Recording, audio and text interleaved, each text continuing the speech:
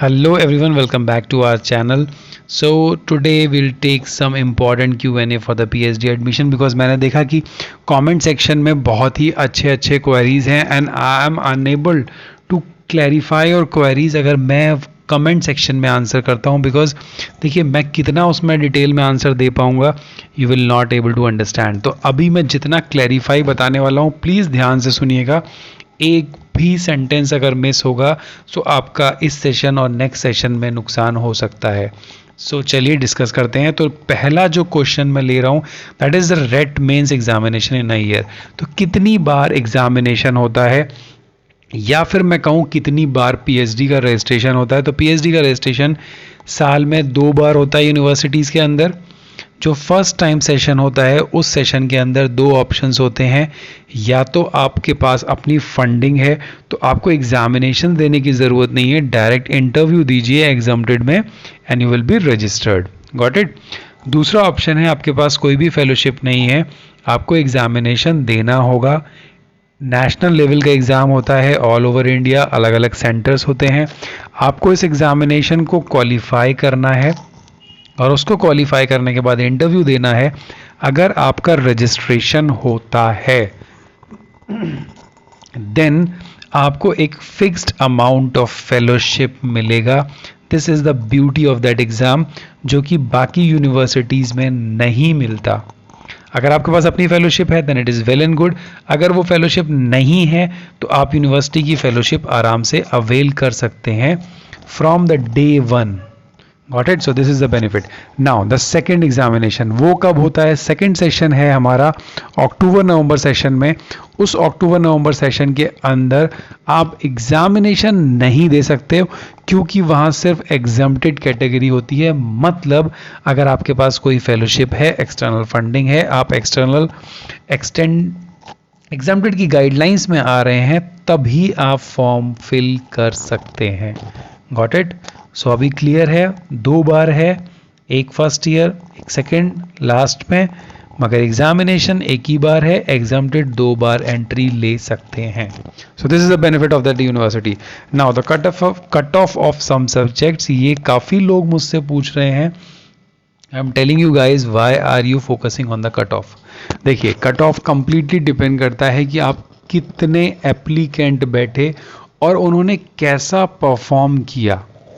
Got it. Last time economics और commerce का cut off बहुत हाई गया था इसीलिए लोग परेशान थे. कई लोग बट ऐसे भी थे जो 200 प्लस मार्क्स के बाद भी रजिस्ट्रेशन नहीं ले पाए because of there interview, because of there bad research proposal. और कुछ लोग ऐसे भी थे जो 120, 115, 125 मार्क्स पे भी पीएचडी रजिस्ट्रेशन लिया because of their performance in interview and their very nice research proposal.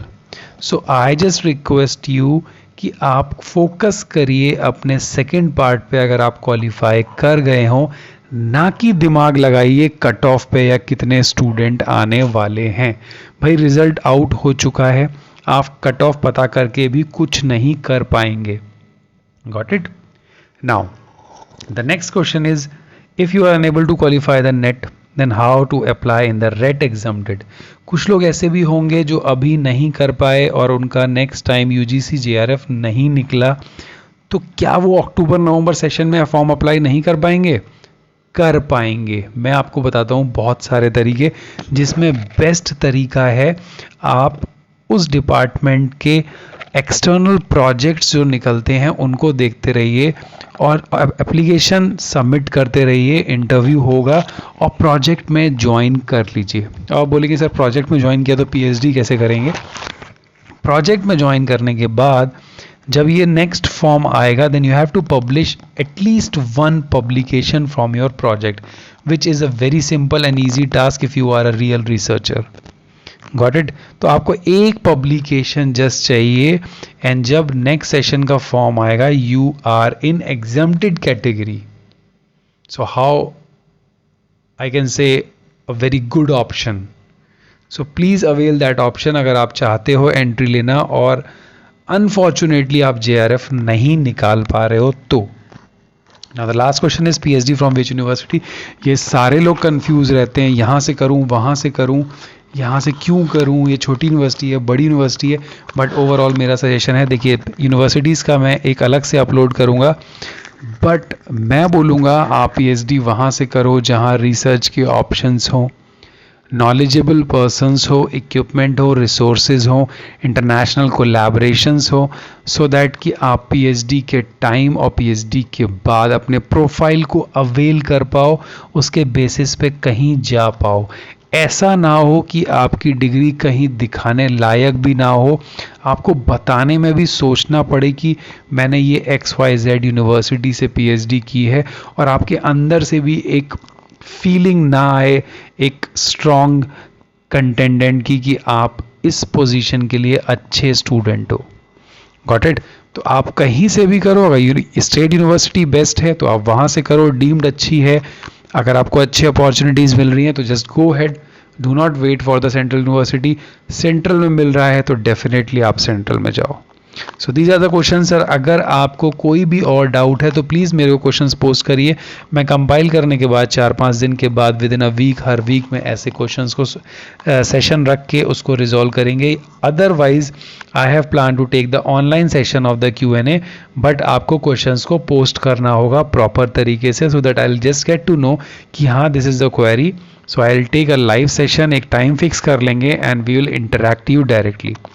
So thank you. Have a nice day. Please take care of yourself.